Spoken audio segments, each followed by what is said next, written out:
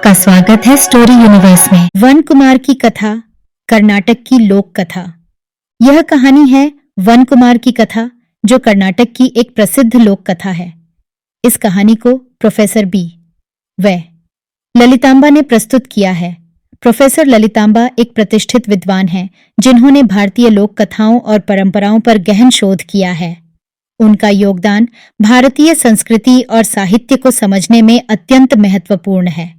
अब सोचिए, जब राजा और रानी के जीवन में वर्षों की प्रतीक्षा के बाद संतान सुख की प्राप्ति होती है, तब एक छोटी सी शर्त से उनका जीवन कितना बड़ा मोड़ ले लेता है। क्या होता है जब रानी को अपने वचन के अनुसार जंगल में रहना पड़ता है? कैसे वह जंगल में एक राक्षस को अपना पिता बना लेती है और उसकी बुद्धिमानी से संकट को अवसर में बदल देती है। यह कहानी हमें सिखाती है कि जीवन में कठिनाइयां चाहे कितनी भी बड़ी क्यों न हो, उन्हें साहस और बुद्धिमानी से पार किया जा सकता है। क्या आप सोच सकते हैं कि जब रानी का पुत्र वन कुमार अपने अस्तित्व और पहचान की खोज में निकलता है, तो वह कौन कौन सी चुनौतियों का सामना करता है? क्या उसके साहस और निष्ठा की परीक्षा होती है? और अंत में कैसे एक राक्षस की देखभाल और प्रेम ने उसे अपने जीवन की सबसे बड़ी चुनौती से उबारा? तो चलिए शुरू करते हैं। शिमोगा और चित्रदुर्ग जिले के आसपास की कथा। मैसूर नामक एक राज्य था। वहां का एक राजा था। शादी के 12 वर्ष बाद भी उसके कोई संतान नहीं थी। 12 वर्ष पूरा होने पर रानी गर्भवती हुई। उसने एक दिन राजा से कहा, राजमहल में रह रहकर थक गए, चलो आज हम बगीचे में घूम कर आएंगे। राजा रानी दोनों एक दिन बगीचे में गए। वहां पहले दूध वाले के पास गए, वहां पर दूध पिया। फिर वे लोग पानी वाले कुएं के पास गए, वहां पर पानी से हाथ मुंह धोया। फिर कुएं के चबूतरे पर दोनों बैठे। कुएं की बगल में एक पेड़ था। पेड़ पर 2 पक्षी बैठे थे। राजा और रानी के बीच बातचीत शुरू हुई। राजा ने कहा, पता नहीं ये पक्षी मांस खाते होंगे या मोती माणिक? रानी ने कहा, नहीं नहीं, ये मांस नहीं खाते, ये मोती माणिक खाने वाले पक्षी हैं। इस बात पर दोनों के बीच वाद विवाद शुरू हुआ। फिर वे दोनों राजमहल लौट आए और नौकरों को बुलाकर यह पता लगाने को कहा कि वे पक्षी मांस भक्षी हैं या मोती माणिक भक्षी। बात यहीं पर खत्म नहीं हुई। रानी अड़ गई। कहा कि अगर यह पता चला कि पक्षी मांस भक्षी हैं, तो मैं महल छोड़कर 10 साल के लिए बाहर चली जाऊंगी, जंगल में रहकर लौटूंगी, और अगर पक्षी मोती माणिक खाने वाले हुए तो आपको, राजा को, 10 साल के लिए जंगल में रहकर आना पड़ेगा। बात तय हुई। नौकरों को सही बात का पता लगाने के लिए भेज दिया। नौकर निकले तो मगर नौकरों ने आपस में सलाह मशविरा किया। वे सोचने लगे कि अगर राजा 10 साल जंगल में रहेंगे तो प्रजा बेहाल हो जाएगी, इसलिए हम महल जाकर यही कहेंगे कि वे पक्षी मांस भक्षी हैं। तब रानी 10 साल के लिए जंगल में चली जाएगी, उससे किसी का नुकसान होने से रहा। नौकरों ने यही किया। महल जाकर कहा कि वे पक्षी मांस भक्षी हैं। रानी को वचन का पालन करना पड़ा। वह घर से निकल पड़ी। चलती गई। अंत में कई दिन बाद वह जंगल में पहुंची। वहां पर एक गुफा थी। वह एक राक्षस की गुफा थी। इंसान की गंध मिलते ही राक्षस गरजता हुआ बाहर निकलने को हुआ। रानी भी अंदर घुस ही गई। उसने राक्षस को देखते ही कहा, बाबा, मैं आपकी बेटी हूं। यह कहकर दरवाजा खोलकर अंदर खड़े राक्षस के वह पांव लगी। कहा, बाबा, तुम ही मेरे माता पिता हो। रानी के इस बर्ताव से प्रभावित होकर राक्षस का दिल पिघल गया। उसने कहा, बेटी, तुम्हारे मुंह से ये शब्द सुनकर मेरा जन्म सार्थक हुआ। मैं पिता की तरह तुम्हारी देखभाल करूंगा, तुम निश्चिंत रहो। इस तरह दिन बीतते गए। रानी 9 महीने की गर्भवती बनी। फिर एक दिन वह अपने इस पिता को बुलाकर कहती है कि मेरे घर के पास एक दाई मां रहती है, तुम जाकर उसे बुला लाओ। इस पर राक्षस उससे कहता है, तुम आराम करना, मैं उसे बुला लाऊंगा। आकाश और भूमि को एक कर वह दाई मां सुब्बक्का के यहां पहुंचा। उस समय दाई मां कहीं बाहर गई हुई थी। तब उसकी राह देखते बैठा राक्षस पककर बूढ़ा जाता है। फिर सुब्बक्का लौटकर घर के आगे बैठे बूढ़े को देखकर पूछती है कि तुम किस गांव के हो। इस पर राक्षस यह जवाब देता है, मेरा गांव, मेरी बस्ती वहीं जहां शाम होती है, जहां अंधेरा होता है, वहां रुक जाता हूं। फिर दाई माँ सुबक्का बूढ़े को अंदर बुलाकर खाना खिलाकर पलंग पर सो जाती है। राक्षस को एक टाट की बोरी देकर उस पर लेट जाने को कहती है। फिर राक्षस आकाश और भूमि को एकीकृत कर उसे गुफा में ला पहुंचाता है। रानी करवट बदलती है। राक्षस कहता है, देखो बेटी, दाई माँ सुबक्का को मैं यहां ले आया हूं।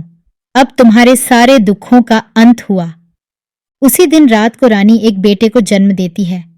दाई माँ सुबक्का वहीं पर 6 महीने तक रहती है। 6 महीने पूरे होते ही वह कहती है, बाई, मुझे यहां आकर 6 महीने पूरे हो गए। मेरे बाल बच्चों का क्या हाल हुआ होगा मैं नहीं जानती। अब मुझे अपने घर लौटने दो। बात सुनकर रानी कहती है कि मैं अपने बाप से कह दूंगी, उनके कहने पर तुम्हें भेज देते हैं। फिर शाम को राक्षस घर लौटता है। लौटने पर रानी उसे कहती है, बाबा, दाई माँ सुब्बक्का को यहां आए 6 महीने हो गए।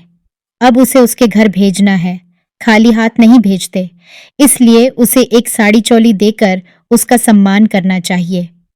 राक्षस बेटी की बात मानकर साड़ी चोली ले आता है। वह भी उसे देकर सोना, सिक्के देकर पलंग पर लेटने को कहता है। फिर उसे ले जाकर पानी गलने के समय उसे घर छोड़ाता है। इस तरह रानी जंगल में बेटे को पालती रहती है। एक दिन वह बेटा खेलने के लिए गेंद और भंगरा मांगता है। उसका नाना लाकर देता है।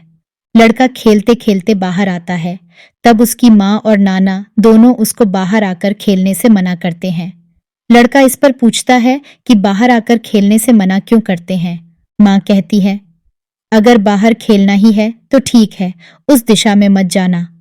माँ के मना करने पर भी यह लड़का तीर कमान लेकर उसी दिशा में जहां राजा रहता है जाता है। इस तरह अब वह 10 साल का हो जाता है। एक दिन बेटा यहीं कहीं जाता है। रानी राक्षस से कहती है कि मुझको पता नहीं क्यों डर लग रहा है। वह मेरी बात नहीं मानता, तुम भी घर में नहीं रहते, इसलिए मुझे अपने मेरे राज्य वापस भेज दो। ये बात सुनकर राक्षस को दुहक पहुंचता है। कहता है, बेटी, मैंने तुम्हें पाला पोसा, अब ये कैसी बात करती हो। इस पर रानी कहती है, मैंने पहले राजा से पंथ लगाया था, अब उसका वादा खत्म हो रहा है, इसलिए मुझे वापस भेज दो। जवाब में राक्षस ने कहा, ठीक, तुम्हारी जैसी इच्छा, मगर मैं तुम्हें कभी नहीं भूल सकता। तुम जहां भी रहो, जैसे ही मुझे याद करोगी, मैं तुम्हारी मदद के लिए हाजिर हो जाऊंगा। इस बेटे का क्या नाम रखूं बाबा? वनपुत्र कहो इसे, राक्षस ने कहा। तब से उसका नाम वनपुत्र पड़ा। राक्षस उस लड़के लिए हीरे का कुर्ता, टोपी और बेटी के लिए हजारों साड़ियां, बहुत सारे गहने आदि देता है। रानी बेटे को कुर्ता पहनाती है, टोपी पहनाती है, साड़ी पहनकर गहने आदि से अलंकृत होती है। राक्षस माँ बेटे को उनके राज्य में भेजते हुए एक पेड़ के नीचे आकर बैठा। जंगल में चोर उचक्के होते हैं, गहने कपड़े छीन ले जाते हैं, सावधानी बरतना, कहकर उन्हें भेजकर गुफा में लौट आया। रानी जाने लगी। जाते जाते दोपहर में बहुत गर्मी लगी। अभी 4 मील जाना था। तभी उसी गांव का एक आदमी जिसका नाम चेन्नन्ना था, लकड़ी ले जाने वहां आता है। उन दोनों से भेंट होती है। उसे देखकर रानी कहती है, क्या भैया, तुम हमारे यहाँ नौकरी करते थे? राजा और मेरे बीच बात बढ़ी, उससे हमारा यह हाल हुआ। चेन्नन्ना का रानी के गहनों पर ध्यान गया। चेन्नन्ना यह कहते हुए कि हे भगवान, मुझे यह सब घटना मालूम तक न हुई, आइए हम लोग यहाँ छाया में बैठते हैं। कहते हुए वह दोनों को पेड़ की छाया में ले गया। वनपुत्र को प्यास लगी। अम्मा, मुझे पानी चाहिए, उसने कहा। वह चेन्नन्ना से कहती है, भैया, बच्चे को प्यास लगी है, पानी कहाँ है, बताओ। वह देखो वहीं है, तुम यहीं बैठी रहो, मैं ही इसे ले जाकर पानी पिलाकर लौटता हूं, कहकर उसे कुएं के पास ले गया। वह कल्याणी कुआं था। वह देवी देवता अप्सराओं के नहाने का कुंड था। पानी में प्रवाह होता है। वह कुमार के हाथ रस्सी बांधकर उसे कुएं के अंदर उतारता है। उतारकर रस्सी को काटकर कुमार को वहीं पानी में छोड़कर लौटता है। पेड़ के पास आता है। चेन्नन्ना को अकेले आते देखकर वह पूछती है, तुम मेरे बेटे को कहाँ छोड़ आए? जवाब में कहता है, तुम्हारा बेटा कहाँ आता है, तुम मेरे घर चलो, तुम्हारे गहने लेने हैं। वह बेटे को याद कर जोर से रोती है। वह उसे जबरदस्ती घर ले जाता है और उसने कहा, यहीं पड़ी रह, जो कुछ खाने को दूंगा उसी को खाकर चुप रह। अपने बेटे की याद में उसने कुछ भी खाया पिया नहीं। तभी उसे अपने बाप राक्षस की याद हो आती है। वह तब मन में उनका स्मरण करती है। राक्षस भूमि और आकाश के बीच एकाकार हो खड़ा हुआ। पूछा, तुम्हें कौन सी मुसीबत आ पड़ी? तुमने मुझे याद किया। उसने जवाब में चैनन्ना ने किस तरह बेटे को कुएं में ढकेला, गहने कपड़े छीने आदि सारा मामला बताया। तुरंत राक्षस ने चैनन्ना को बुलाकर कहा, चलो वह कुआं दिखाओ। चैनन्ना तुरंत आकर कुआं दिखाता है। तब कुएं में वनपुत्र लाश बनकर पड़ा था। तभी राक्षस वनपुत्र को उठाकर पुनर्जन्म दिलाता है। पुनर्जन्म मिलने के बाद उसे अपनी दोनों भुजाओं पर बिठाकर शहर ला छोड़ता है। दूध का कुआं, पानी का कुआं, इन दोनों के पास पंथ जो बना था, उस स्थान पर वे तीनों लोग आते हैं। राक्षस राजा को पत्र लिखता है, 10 साल पहले तुमसे पंथ कर तुम्हें छोड़कर जो पत्नी गई थी, वह अभी अपने बेटे के साथ दूध का कुआं, पानी का कुआं, इन दोनों के पास आई है। आकर उन्हें ले जाओ। राजा राक्षस द्वारा लिखा पत्र पढ़ता है। उसे पत्नी की याद सता रही थी। अब उसे हाथी और घोड़े के ऊपर बिठाकर जलसे के साथ घर ले आता है। आकर वनपुत्र को देख खुश होता है। लकड़ी वाले चैनन्ना को काटकर उसका तोरण बांधकर उसी के ऊपर बीवी बेटे को ले जाता है और राक्षस यह कहकर कि मेरी भी उम्र हो गई, मेरा सब कुछ आप ले जाइए, अदृश्य हो जाता है। कुछ दिन बाद राजा रानी को राक्षस की याद आती है। वे लोग उससे मिलने जाते हैं।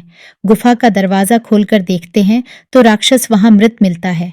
शोक संतप्त यह परिवार उसे श्रद्धांजलि देकर लौटता है। बाद में सब आराम से जीवन जीते हैं। साभार प्रो बी वे ललितांबा। आशा करते हैं कि यह कहानी आपको बहुत पसंद आई होगी। ऐसी और कहानियां सुनने के लिए जुड़े रहिए हमारे चैनल स्टोरी यूनिवर्स के साथ। धन्यवाद।